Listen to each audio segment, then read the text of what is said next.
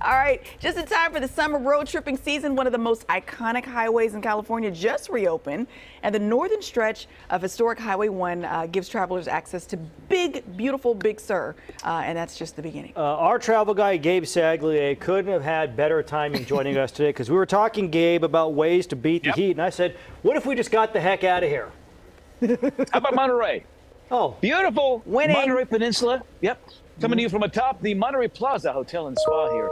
And it's a beautiful morning. The sun's trying to peek through the clouds with a beautiful sea breeze. Yeah, great way to cool off. Easy access out of Sacramento, as a matter of fact. And just one of the great stops along Highway 1. Now, Courtney, you said it.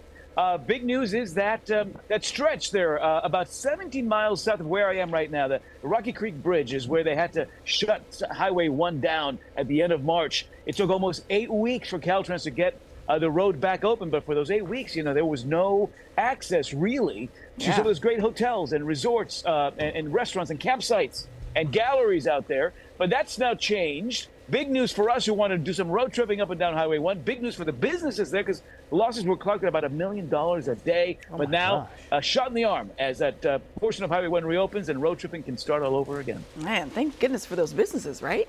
Sheesh. Yeah. It's they depend on, you've got, Post Ranch Inn, very famous. You've got these great casual places like the Fernwood Resort or the Big Sur River Inn. You've got the Henry Miller Library if you want culture. The Big Sur Guides, great company that does these guided tours and hikes. But yes, they were missing out for almost 8 weeks on that travel dollar, on that cash flow, and now that is back.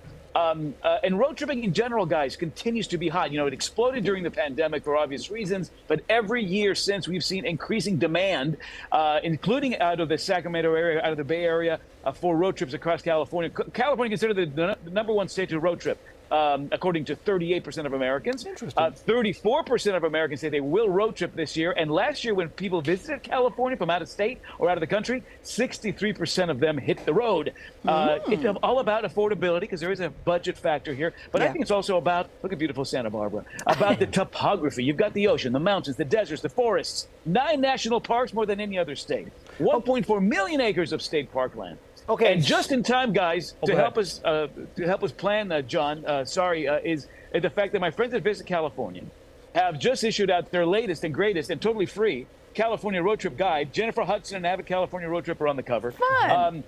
Great stories about some of the attractions you'll see across the state. Great tips, great resources. But what I love are these suggested itineraries depending on what you like to do. Maybe you're a foodie, maybe you like music, maybe you got the kids in tow. But great itinerary ideas from throughout the state. Including, of course, Sacramento. So you always come to us, Gabe, from these beautiful locales. So you're a bit of an expert on this.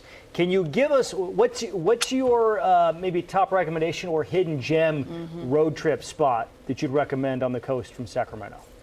So I think a lot of us have done Highway 1 in stretches, right, in chunks. I've certainly done that over the years in little portions here. And what I did on my drive up from Southern California to Monterey this week was really try to stay as much as I could on Highway 1 because you end up running into these towns and just kind of Oceano right there near the Santa Barbara, San Luis Obispo County border. Amazing. Guadalupe, Cayucos, Vandenberg Village. I mean, these are these little hidden gems. In some cases, these last sort of bastions of great California coastal living. So I do love that Highway 1 stretch. The recommended itinerary in this guide is 600 miles from San Diego to the Bay Area. That takes you through some of these great towns.